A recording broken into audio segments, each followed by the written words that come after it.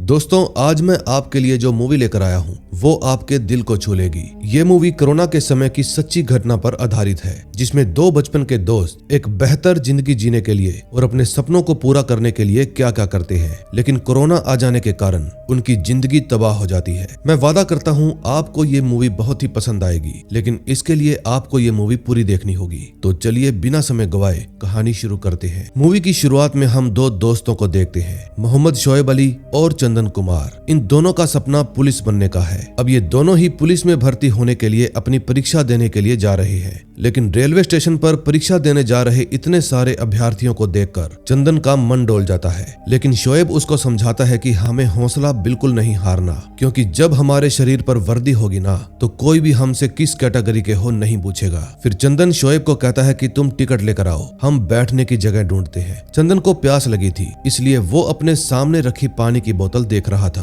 क्योंकि उसके पास पानी खरीदने के भी पैसे नहीं थे। फिर सुधा नाम की एक लड़की उसको पीने के लिए पानी देती है। अब सुधा और चंदन आपस में थोड़ी बहुत बातें करने लगते हैं, लेकिन इतने में शोएब भी वहां पर आ जाता है। फिर चंदन शोएब को भी सुधा से मिलवाता है। अब सभी स्टूडेंट्स के साथ साथ चंदन और शोएब भी बड़ी ही मुश्किल से ट्रेन पर चढ़ते हैं। इतने सारे स्टूडेंट्स देखकर उन दोनों को ऐसा लग रहा था कि हम लोग परीक्षा देने जा रहे हैं या कोई जंग लड़ने। फिर परीक्षा देने के बाद चंदन नियुक्ति अधिकारी से पुलिस सेवा भर्ती का रिजल्ट पूछता है, लेकिन वो उसकी सही से बात तक नहीं सुनता और फोन काट देता है। चंदन के माँ बाप मजदूरी करते थे और उसकी बहन विशाली छोटे बच्चों के एक स्कूल में आया का काम करती थी। अब चंदन जब भी अपनी माँ के पैरों को देखता है तो उसको बहुत दुख होता है, क्योंकि उसकी माँ के पैरों की एड़ियां बहुत ज्यादा खराब हालत में थी। लेकिन अपने बेटे को दुख ना हो इसलिए उसकी माँ उसकी सभी बातों को हंसकर टाल दिया करती थी। वहीं दूसरी तरफ शोएब पुलिस इंस्पेक्टर हारून से पुलिस भर्ती को लेकर पूछताछ करने के लिए कहता है, लेकिन हारून कहता है कि ये काम स्टेट लेवल का है और मैं इसमें तुम्हारी कोई भी हेल्प नहीं कर सकता। फिर वो शोएब को कहता है कि तुम अपने अब्बू की बात मानो और काम करने के लिए दुबई चले जाओ।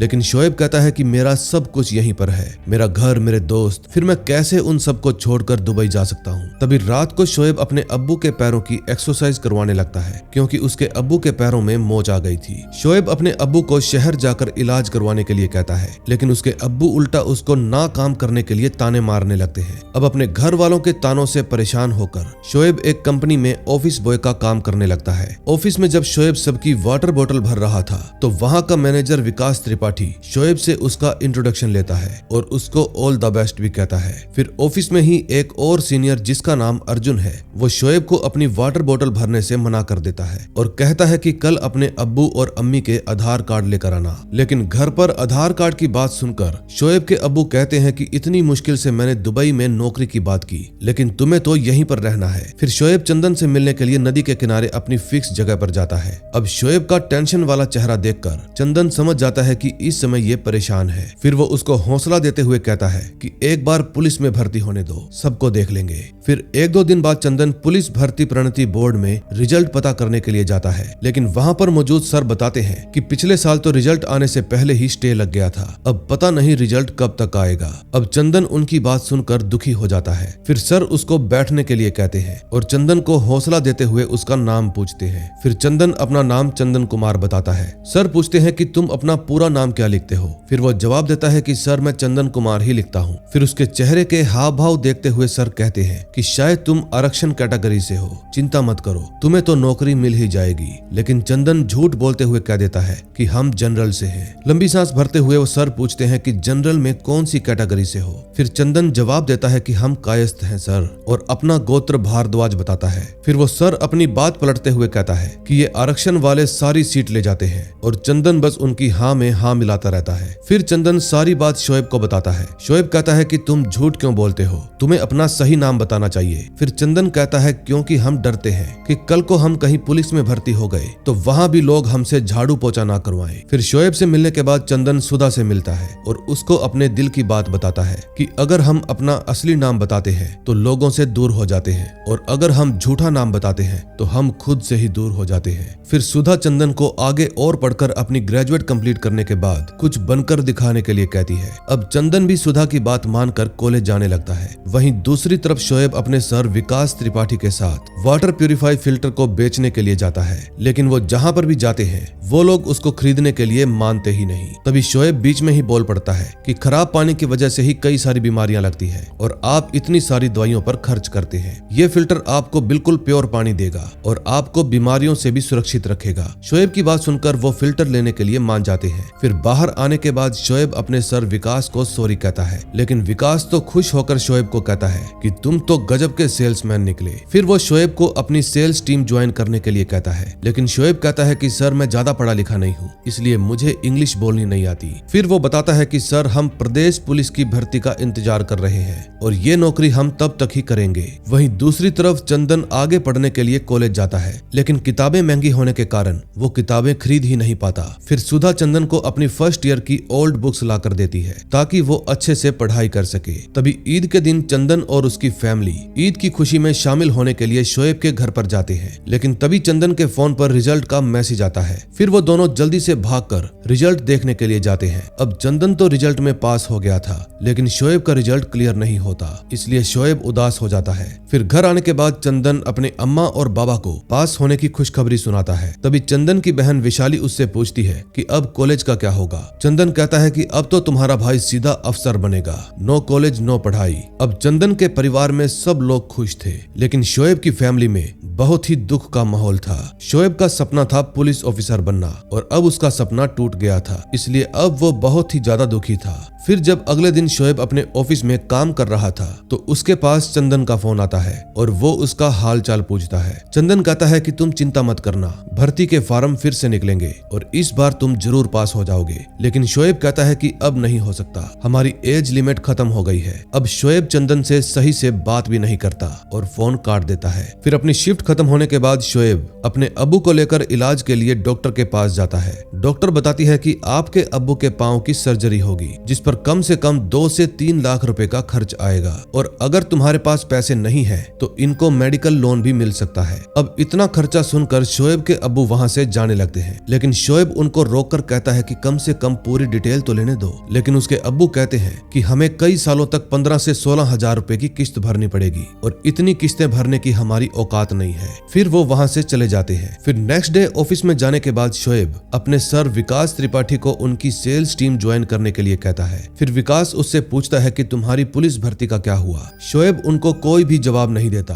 और वो समझ जाते हैं कि इसकी भर्ती नहीं हुई। फिर विकास अपने सीनियर से शोएब को अपने टीम में ज्वाइन करने के लिए बात करते हैं, लेकिन सीनियर कहते हैं कि सेल्स इंस्टीट्यूट होना अलग बात है और अच्छा सेल्स पर्सन होना अलग बात है और ये तो ग्रेजुएट भी नहीं है। फिर वो शोएब से कहते हैं कि हम सब तुम्हारे काम से बहुत खुश हैं, लेकिन कंपनी के भी कुछ कानून होते हैं, इसलिए तुम्हें अभी वेट करना होगा। शोएब बस जवाब में अपना सिर ही हिलाता रहता है। तभी रात होते ही शोएब चंदन से वही अपनी पुरानी जगह पर मिलने के लिए जाता है। चंदन शोएब को कहता है कि हम तुम्हारे पास 10 फोन मिलाते हैं और तुम उनमें से एक का भी ढंग से जवाब नहीं देते। शोएब कहता है कि मुझे मेरे हाल पर छोड़ दो। चंदन कहता है कोई बात नहीं यार, टेंशन की क्या बात है, हम दोनों में से एक तो आगे बढ़ा और तुम हम पर भरोसा रखो, हम सब कुछ ठीक कर देंगे। लेकिन शोएब उसकी बात को गलत समझ लेता है और कहता है कि बस अभी इस खैरात की ही कमी थी। फिर उन दोनों में बहस हो जाती है और वो दोनों ही एक दूसरे के खिलाफ बोलने लगते हैं, जिसके कारण उन दोनों का झगड़ा और बढ़ जाता है। झगड़े में शोएब चंदन पर हाथ उठा देता है और कहता है कि दोबारा अपनी शक्ल मत दिखाना।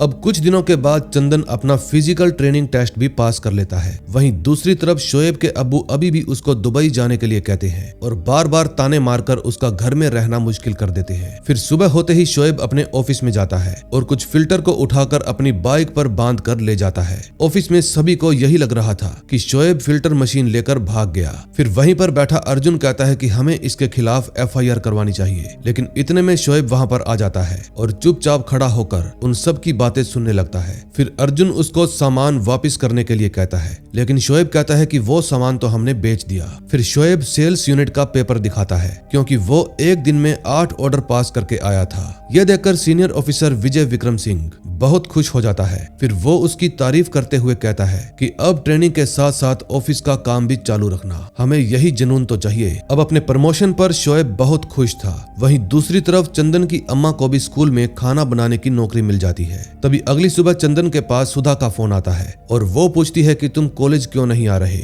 चंदन बहाना लगाते हुए कहता है कि बस थोड़ी सी तबीयत ठीक नहीं थी। फिर सुधा चंदन को अपनी दीदी की शादी में इनवाइट करती है। फिर मिलने पर चंदन सुधा को बताता है कि कुछ ही दिनों में मेरा ज्वाइनिंग लेटर भी आ जाएगा, लेकिन सुधा चंदन को और आगे पढ़ने के लिए कहती है। चंदन कहता है कि मेरे लिए अपने घर की हालत को देखते हुए हुए पैसे कमाना बहुत जरूरी है, इसलिए मैं आगे पढ़ाई नहीं कर सकता। फिर सुधा कहती है कि अगर तुम पढ़ो लिखोगे नहीं तो कल को एक छोटे से सिपाही बनकर रह जाओगे। अगर आईपीएस बनना चाहते हो तो पढ़ाई बहुत जरूरी है। लेकिन चंदन कहता है कि मेरे लिए ये नौकरी बहुत जरूरी है। फिर चंदन वहाँ से चला जाता है। फिर चंदन सीधा पुलिस भर्ती प्रणीत बोर्ड में जाता है, लेकिन उसको वहाँ पर कोई भी नहीं मिलता। वो सारा ऑफिस खाली था। तभी वहाँ पर वॉचमैन आता है और चंदन को बताता है कि सभी ट्रेनिंग सेंटर में गए हैं, पता नहीं कब लौटेंगे। फिर चंदन कहता है कि 1 दिन लगे चाहे 2 दिन, मैं यहीं पर हूँ। वहीं दूसरी तरफ शोएब अपने अब्बू के पैर के ऑपरेशन के लिए बैंक से मेडिकल लोन ले लेता है। शोएब और उसके अब्बू बहुत खुश थे क्योंकि अब उनके पांव का इलाज हो जाएगा।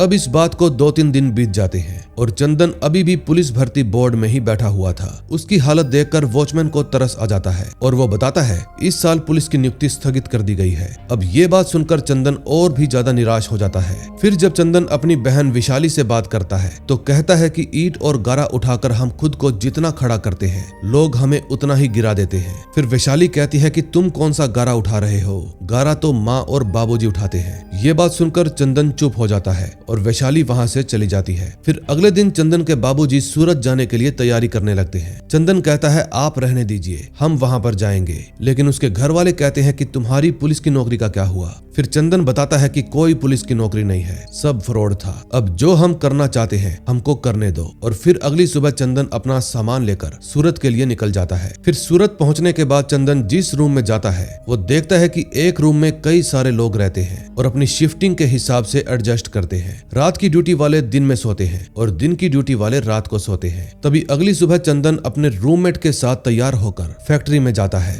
और धीरे धीरे फैक्ट्री का काम सीखने लगता है। वहीं दूसरी तरफ शोएब अपने अर्जुन सर से अपने ज्वाइनिंग लेटर की कॉपी मांगता है क्योंकि लोन लेने के लिए उसकी जरूरत थी। लेकिन अर्जुन उसको कहता है कि तुम अपने नजदीकी थाना में से एक पुलिस वेरिफिकेशन लेटर लेकर आओ, वो रिकॉर्ड्स के लिए बहुत जरूरी है, तभी तुम्हारा लेटर जारी होगा। शोएब कहता है जी सर। फिर अर्जुन कहता है कि आज शाम सर के घर पर पार्टी है, सब लोग आ रहे हैं, तुम भी जरूर आना। वहीं दूसरी तरफ वैशाली चंदन को वीडियो कॉल करके दिखाती है कि हमारा पक्का घर बनना शुरू हो गया है। तभी शाम होते ही शोएब अपने सर के घर पर पार्टी के लिए चला जाता है। वहाँ पर वो सभी लोग इंडिया और पाकिस्तान का मैच देख रहे थे और फिर इंडिया जीत जाती है। इंडिया के जीतने पर सब लोग बहुत खुश होते हैं। फिर विकास शोएब को अपने साथ खाना खाने के लिए कहता है। विकास को छोड़कर अर्जुन और बाकी के सभी सीनियर्स शोएब को लेकर ड्रिंक के नशे में मजाक करने लगते हैं। लेकिन जब हद पार हो जाती है तो शोएब जोर से चिल्लाने लगता है और कहता है कि हम नौकरी छोड़ रहे हैं। फिर विकास उसको रोककर कहता है कि सब लोग इस समय नशे में हैं, प्लीज तुम रुक जाओ। लेकिन शोएब कहता है कि सर इतने लोगों में सिर्फ हम ही मजाक क्यों बने। फिर शोएब भी चंदन के पास चला जाता है। अब शोएब और चंदन का एक दूसरे के सिवा कोई नहीं था।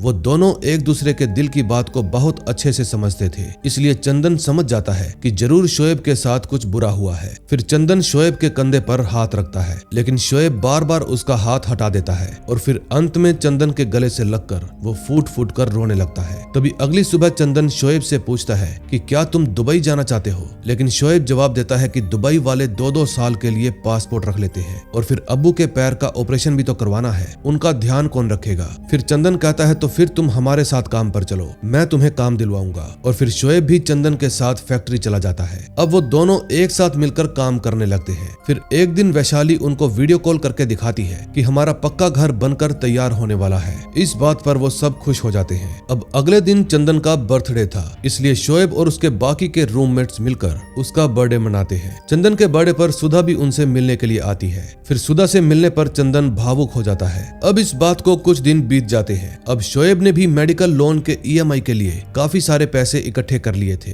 फिर वो अपने अब्बू के पैर का ऑपरेशन करवाने के लिए चला जाता है। फिर शोएब के पास चंदन का फोन आता है और वो पूछता है कि अब्बू का ऑपरेशन सही हुआ या नहीं। शोएब कहता है हाँ, उनका ऑपरेशन हो गया है, डॉक्टर्स बोल रहे हैं कि 3 दिन और रखेंगे, उसके बाद छुट्टी मिल जाएगी। फिर चंदन शोएब से पूछता है कि यहाँ पर सब लोग बोल रहे हैं कि देश भर में कोई बीमारी फैली है, वहाँ पर क्या हाल है। शोएब कहता है हाँ, यहाँ पर भी हमें यही सुनने को मिला है, नर्स भी बार बार मुंह ढकने के लिए बोल रही थी। फिर अपने अब्बू को छुट्टी मिलने के एक दिन बाद शोएब चंदन की अम्मा और अपने अम्मी अब्बू से मिलने के बाद वो वापस से सूरत चला जाता है। सूरत पहुंचने के बाद अगले दिन जब वो सब लोग फैक्ट्री में जाते हैं तो वहाँ का मैनेजर आकर बताता है कि सरकार ने 21 दिन का लॉकडाउन लगाया है। बाजार में राशन की दुकानों पर भीड़ जमा हो गई है, सभी लोग राशन इकट्ठा कर रहे हैं। अब सभी दुकानें, सभी मार्केट, सभी फैक्ट्री वगैरह बंद हो गई थी। अब फैक्ट्री में काम कर रहे वर्कर्स को बस थोड़ा बहुत राशन का सामान दिया जाता है। तभी इसी दौरान चंदन अपने सर से पूछता है कि सुपरवाइजर कहाँ पर है और काम कब से शुरू होगा, लेकिन वो जवाब देता है कि अभी कुछ भी कहा नहीं जा सकता।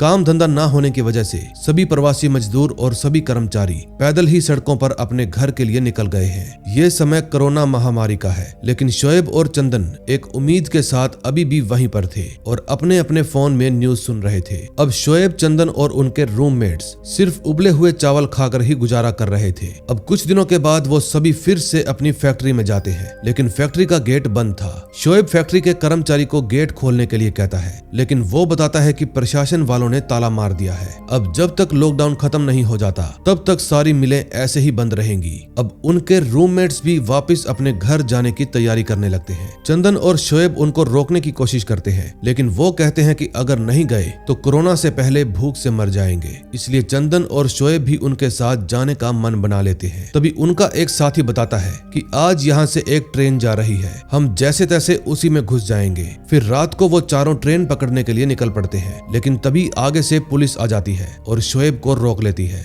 बाकी के तीनों तो छुप जाते हैं, लेकिन पुलिस वाले शोएब से ट्रैवल परमिट दिखाने के लिए कहते हैं। फिर शोएब जब अपनी आईडी निकाल कर दिखाता है तो वो पुलिस वाले उसको पीटने लगते हैं कि बिना परमिट के तू बाहर कैसे निकला। अब उनके दोनों रूममेट्स तो भाग जाते हैं, लेकिन चंदन उसको बचाने के लिए बीच में आ जाता है और शोएब के बराबर की मार खाता है। अब वो दोनों यहाँ अकेले ही रह जाते हैं। तभी चंदन कहता है कि हम और उबले हुए चावल नहीं खा सकते। शोएब कहता है कि हम भी नहीं खा सकते, लेकिन तभी शोएब को याद आता है कि उनके रूममेट घनश्याम ने किसी ट्रक वाले का नंबर दिया था। फिर वो लोग उससे बात करके वहाँ से निकलने के बारे में सोचते हैं। तभी अगली सुबह चंदन कुछ सामान लेकर आता है। शोएब पूछता है कि ये क्या है। चंदन कहता है कुछ नहीं। फिर बार बार पूछने पर चंदन बताता है कि मैं तुम्हारे अब्बू के लिए लुंगी लेकर आया हूँ। और फिर वो दोनों वहाँ से निकल पड़ते हैं। फिर रात को ट्रक में चढ़ने से पहले चंदन शोएब को कहता है कि रास्ते में अगर कोई तुमसे तुम्हारा नाम पूछे तो तुम अपना नाम अवधेश बताना। और फिर वो दोनों ट्रक में चढ़ने लगते हैं, लेकिन ट्रक तो पूरा भर चुका था। फिर वो दोनों ट्रक वाले भैया से बात करते हैं कि हमें बैठने के लिए जगह दो, लेकिन वो कहता है कि तुम अब एक हफ्ते बाद आना।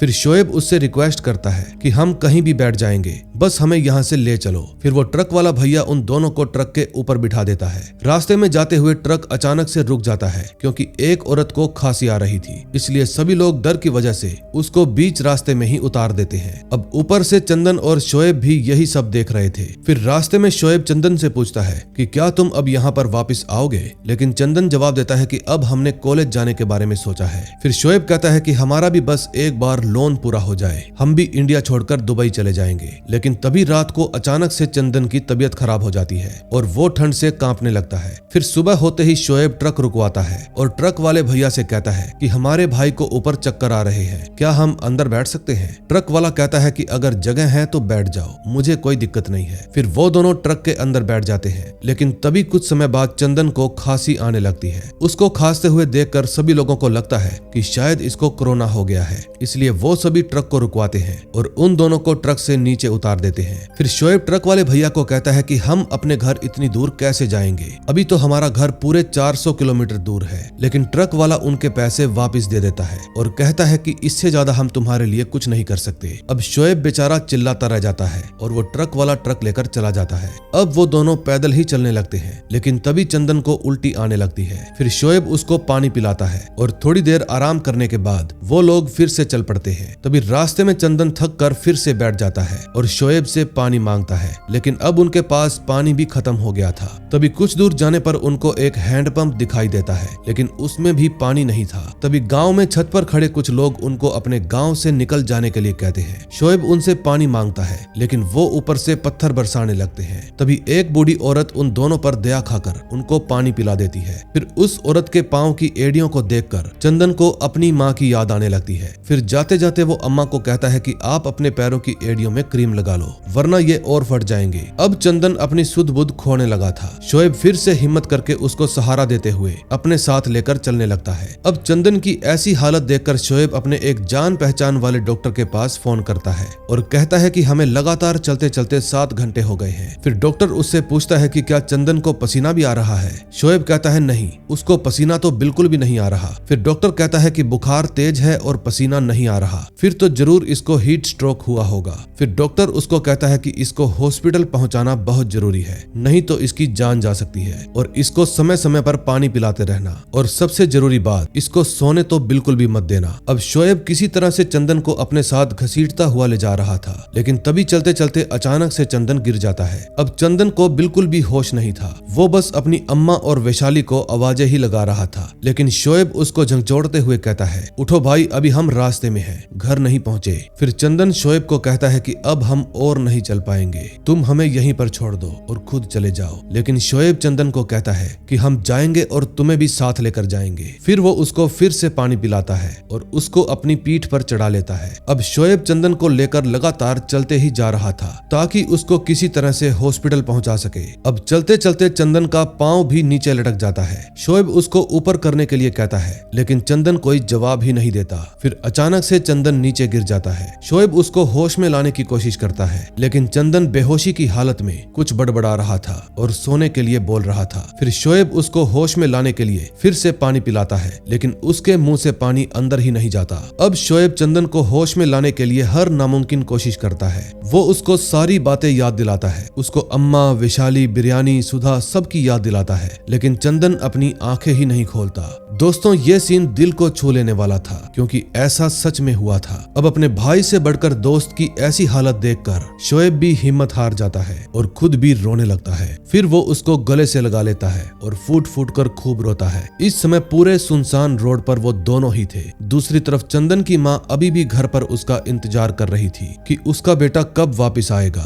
तभी रात को वहाँ पर पुलिस वाले आ जाते हैं और एक एम्बुलेंस में शोएब और चंदन की बॉडी को लिटाकर हॉस्पिटल ले जाते हैं। फिर एम्बुलेंस वाला शोएब को चंदन के डॉक्यूमेंट्स और उसकी आईडी रखने के लिए कहता है। फिर शोएब चंदन के पर्स में से उसकी आईडी भी निकाल लेता है। अब सुधा को भी जब चंदन के बारे में पता चलता है तो उसको बहुत दुख होता है। फिर अगले दिन एम्बुलेंस से चंदन की डेड बॉडी उसके घर पर पहुंचा दी जाती है। उसकी बहन विशाली और उसके बाबा उसको देखकर बहुत रोते हैं, लेकिन उसकी अम्मा ये सहन नहीं कर पाती और घर के अंदर चली जाती है। फिर अंदर जाकर शोएब चंदन की अम्मा के हाथ में उसकी लाई हुई चप्पल देता है, जो वो सूरत से निकलते समय अपनी अम्मा के लिए लेकर आया था। उन चप्पलों को देखकर उसकी माँ फूट फूट कर रोने लगती है। फिर शोएब उनको संभालता है। अब अगले दिन चंदन का अंतिम संस्कार भी कर दिया जाता है। फिर कुछ दिनों बाद हम देखते हैं कि चंदन का पक्का घर बनकर तैयार हो गया था। शोएब भी चंदन के परिवार के साथ वहीं पर था, लेकिन तभी एक पुलिस वाला वहाँ पर आकर शोएब से पूछता है कि क्या चंदन कुमार तुम ही हो। फिर शोएब कुछ सोचकर जवाब देता है, हाँ मैं ही हूँ। फिर वो पुलिस वाला कहता है कि तुम्हारा पुलिस भर्ती का लेटर आया है। फिर जब शोएब लेटर खोलकर देखता है तो वो बहुत खुश होता है, लेकिन जब वो ये बात चंदन के अम्मा और बाबा को बताने लगता है तो अचानक से रुक जाता है, ये सोचकर कि इनको बहुत दुख होगा। अब शोएब चंदन का सपना पूरा करने के लिए खुद कॉलेज में जाना शुरू कर देता है, और अब जब कभी भी उसको चंदन की याद आती है तो वो अपने उसी पुराने ठिकाने नदी के किनारे पर जाकर बैठ जाता है। और यहीं पर इस मूवी का एंड हो जाता है। दोस्तों, मुझे उम्मीद है कि आपको ये स्टोरी बहुत ही अच्छी लगी होगी, जो कि एक सच्ची घटना पर आधारित है। और अगर आपको इस स्टोरी के साथ साथ मेरी एक्सप्लेनेशन अच्छी लगी तो प्लीज वीडियो को लाइक करके चैनल को सब्सक्राइब कर दें। हम मिलेंगे ऐसी ही और कहानियों के साथ। Till then bye bye.